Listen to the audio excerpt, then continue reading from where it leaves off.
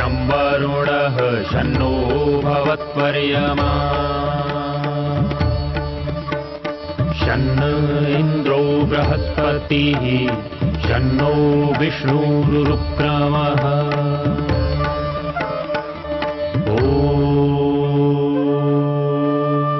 शान्ति शान्ति शान्तिः।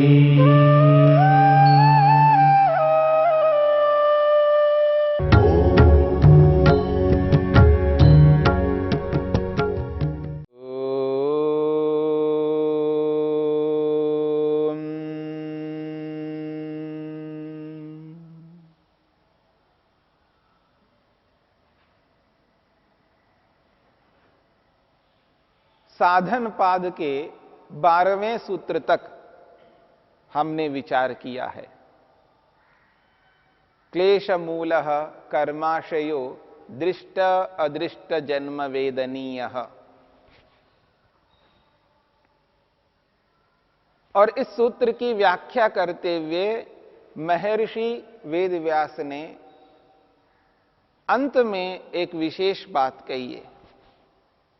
तत्र नारकानां नास्ति दृष्ट जन्म वेदनीयः कर्माशय। जो अत्यंत घृणित अत्यंत पाप कर्म करने वाले होते हैं उनको वर्तमान जन्म में फल प्राप्त नहीं होते हैं, उनको तो आने वाले जन्मों में ही फल प्राप्त होंगे। और दूसरी बात कही है, क्षीण क्लेशानां नास्ति अदृष्ट जन्म वेदनीयः कर्माशय। जो क्षीण क्लेश वाले हैं, जिन्होंने अपने क्लेशों को नष्ट कर दिया है फिर भी वो कर्म करते हैं, ऐसे उन कर्मों का फल अगला जन्म नहीं मिलता, अर्थात वो मोक्ष को प्राप्त होते हैं, मुक्ति को प्राप्त होते हैं। और जिनको अगले जन्म में जो फल प्राप्त होता है, जिन लोगों को अगले जन्म में जो फल प्राप्त होता है वो किस प्रकार से फल प्राप्त होता है, क्योंकि 12वें सूत्र में अदृष्ट जन्म वेदनीयः कह करके स्पष्ट किया है, वो अगले जन्म में फल देने वाले कर्माशय होते हैं। तो वो जो अगले जन्म में फल देने वाले कर्माशय होते हैं वो किस प्रकार के होते हैं और क्या फल प्रदान करते हैं, इस बात को लेकर के महर्षि पतंजलि ने 13वें सूत्र में स्पष्ट किया है। महर्षि पतंजलि कहते हैं, सती मूले तद विपाको ज्यात्यायुर्भोगाः। वो कहते हैं सती मूले तद विपाकः जाति आयु भोगाः। सती मूले, मूल के होने पर, तद विपाकः, उनका विपाक प्राप्त होता है। विपाक कहते हैं फल को। तद विपाकः तस्य विपाकः तद विपाकः तस्य कस्य कर्माशयस्य। जो कर्माशय है, जो कर्म समूह है, उस कर्म समूह का जो फल प्राप्त होता है वो कब होता है? सती मूले, मूल के होने पर। और मूल क्या है? अविद्या। अविद्या के होने पर, क्लेश के होने पर, सती मूले, क्लेश के होने पर, अविद्या के होने पर, तद विपाकः, उन कर्माशयों का विपाक यानी फल प्राप्त होता है। और कैसे प्राप्त होता है? तो 3 प्रकार से प्राप्त होता है। कर्माशय का फल 3 प्रकारों से प्राप्त होता है। एक है जाति। कर्माशय का फल जाति के रूप में प्राप्त होता है। हम जितने भी कर्म करते हैं उन कर्मों का कोई ना कोई एक जाति होती है, यानी ऐसा हम कर्म करते हैं जिस कर्म से हमको कोई ना कोई एक जाति प्राप्त होगी। और दूसरा फल है आयु, आयु प्राप्त होगी। यानी हम कोई ऐसा कर्म करते हैं जिस कर्म का फल आयु के रूप में प्राप्त होगा, आयु को प्रदान करने वाला वो कर्म होगा। एक कर्म जाति को प्रदान करने वाला होगा, एक कर्म फल आयु को प्राप्त करने वाला होगा। और ऐसा भी कर्म है जो भोग को प्रदान करने वाला होगा। ऐसा कर्म जिसका फल भोग प्राप्त होता है। एक कर्म जाति को देने वाला है, एक कर्म आयु को देने वाला है, एक कर्म भोग को देने वाला है। तो इसलिए कहा जा रहा है जाति आयु भोगाः। ऐसा कर्माशय है जिस कर्म समुदाय से आत्मा को जाति के रूप में, आयु के रूप में और भोग के रूप में तीन फल प्राप्त होते हैं। अब देखिएगा,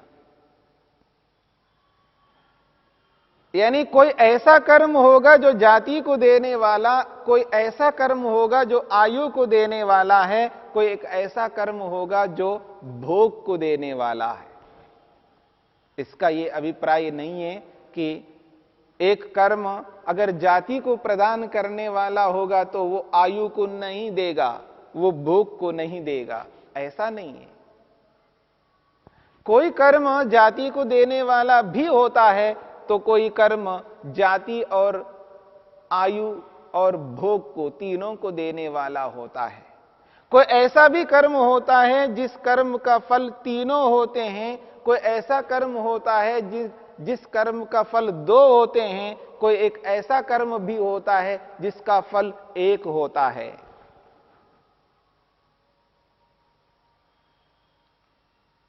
तो जाति के रूप में, आयु के रूप में और भोग के रूप में कर्माशय फल प्रदान करते हैं। पर ये कब प्रदान करते हैं? जब मूल में क्लेश हो, अविद्या हो। यदि अविद्या है, क्लेश है, तो वो कर्माशय फल प्रदान करेगा। यदि अविद्या नहीं है तो वो कर्माशय फल प्रदान नहीं कर सकता। इसलिए कहा सती मूले, मूल के होने पर तद विपाकः तस्य कर्माशयस्य विपाकः, उस कर्माशय का विपाक यानी फल जाति, आयु और भोग के रूप में प्राप्त होता है। और जिसका मूल नहीं है यानी क्लेश नहीं है, उसका कर्माशय जाति, आयु और भोग के रूप में प्राप्त न हो करके उसका फल केवल केवल मुक्ति के रूप में प्राप्त होता है, मोक्ष के रूप में प्राप्त होता है। अब यहां पर ये जो जाति है, इस जाति को समझने का प्रयत्न करते हैं। यहां जाति शब्द से प्रचलन में प्रचलित जो जाति ली जाती है वो जाति यहां पर जाति नहीं है। इस बात को मन में अच्छी तरह बिठा लेना चाहिए। आज व्यक्ति जाति को लेकर के बहुत परेशान है, दुखी है, संतप्त है। इसमें भी अविद्या कारण है। जिसे जाति नहीं कहते हैं उसको व्यक्ति जाति मान बैठा है और इस जाति को लेकर के व्यक्ति दुखी रहता है और लोगों को दुख भी देता रहता है। पहले जाति को समझने का प्रयत्न करना। जाति है मनुष्य जाति। मनुष्य मात्र की एक ही जाति है, उसको मनुष्य जाति कहते हैं। और एक पशु जाति है और एक पक्षी जाति है। ऐसे अलग अलग जातियां हैं। कृमि जाति है। प्राणी विज्ञान को यदि विचार कर ले, प्राणी विज्ञान को सामने रख ले तो पता लगेगा कितनी जातियां हैं प्राणियों की। अनगिनत जातियां हैं जिनको हम गिन नहीं सकते। सरीसृप जाति अलग है, सरकने वाली। जैसे सांप सरकता है, तो सरकने वाले जितने भी प्राणी हैं उनकी जाति अलग है। जो उड़कर के जाने वाले प्राणी हैं उनके भी अलग जाति है। कृमि जाति अलग है, पक्षी जाति अलग है, सांप की जाति अलग है।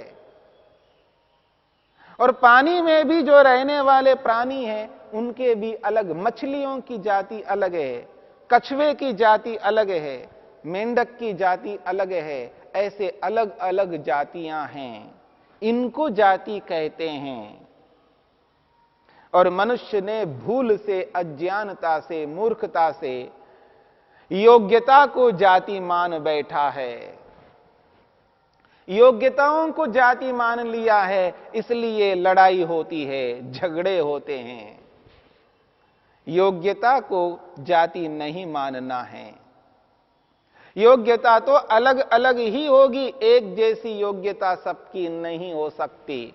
सबकी अपनी अपनी योग्यताएं हैं। यदि कोई पढ़ने पढ़ाने का काम करता है, जो विद्या देने का काम करता है, उसको ब्राह्मण कहा गया है। ये ब्राह्मण जाति नहीं है, इस बात को समझ लीजिएगा। ब्राह्मण योग्यता के कारण से है, जन्म से कोई भी ब्राह्मण नहीं हो सकता। कोई मानता है तो वो अज्ञानी है। इस मेरी बात को समझने का प्रयत्न करना। जाति से कोई ब्राह्मण नहीं हो सकता। अगर जाति से ही ब्राह्मण मानते हो तो डॉक्टर का बेटा डॉक्टर होना चाहिए।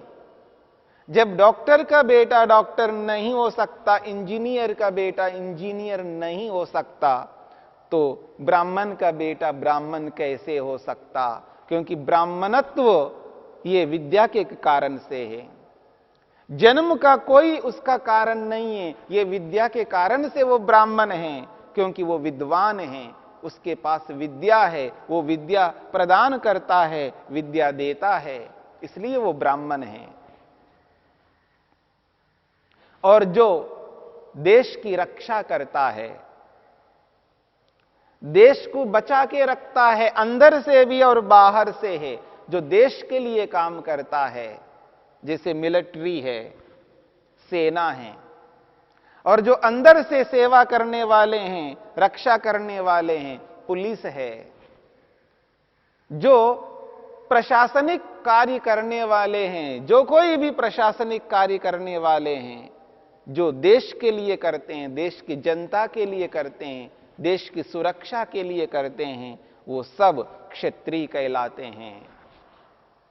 और जाति से कोई क्षत्रिय नहीं हुआ करता है, वो योग्यता के कारण से क्षत्रिय हुआ करता है। इसलिए कर्म से मानो, जन्म से मत मानो।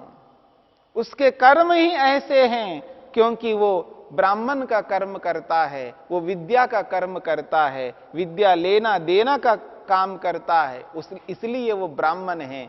कर्म से, योग्यता से वो ब्राह्मण है, न कि जन्म से। ऐसे ही कर्म से वो क्षत्रिय है, जन्म से वो क्षत्रिय नहीं हो सकता।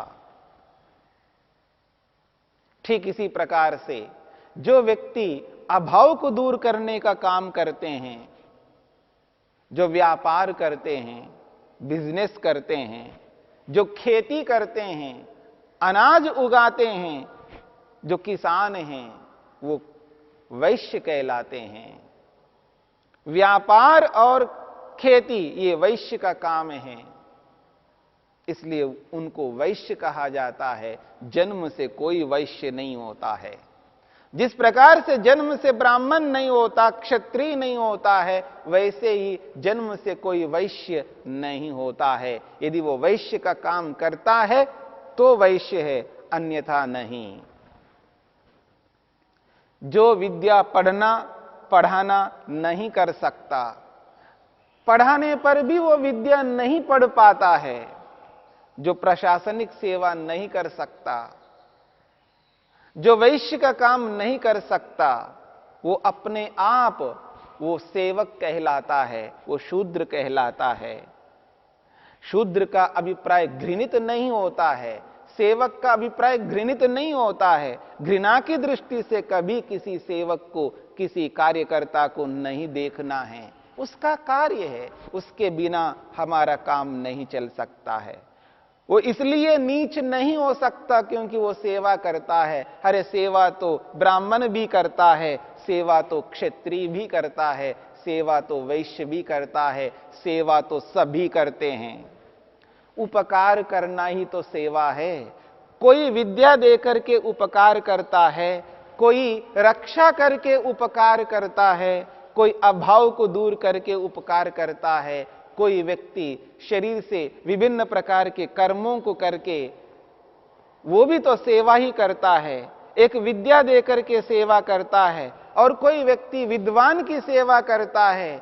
विद्वान की भी सेवा सेवा है, और विद्या देकर के सेवा करना भी सेवा है।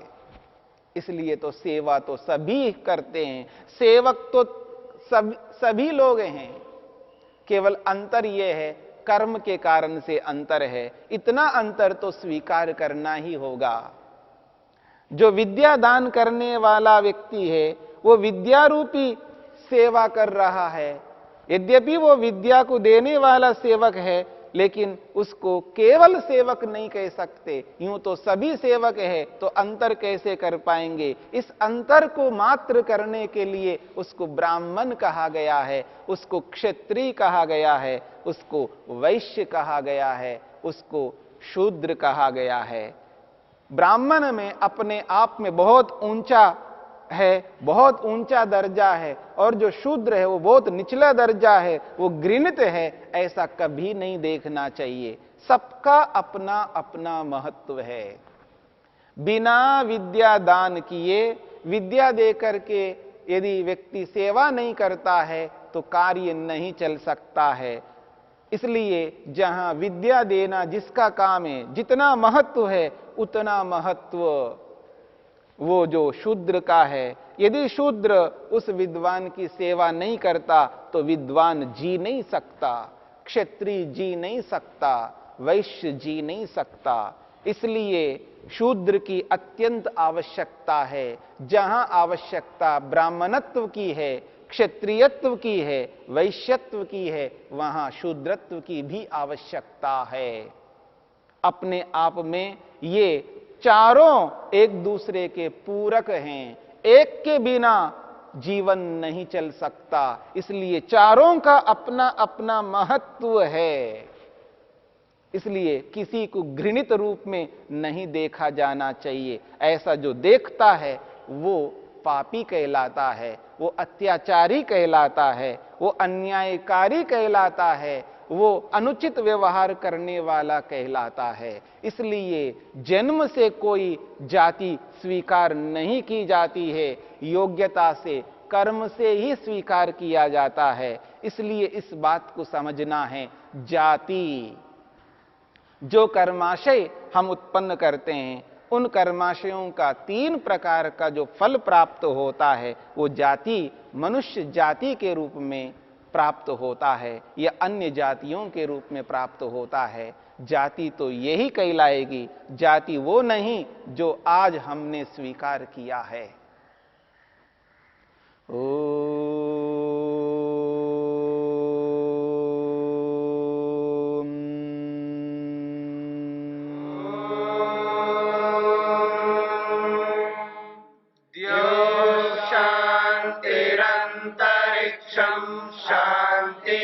पृथिवी शान्तिरापः शान्तिरोषधयः शान्तिः वनस्पतयः शान्तिर्विश्वे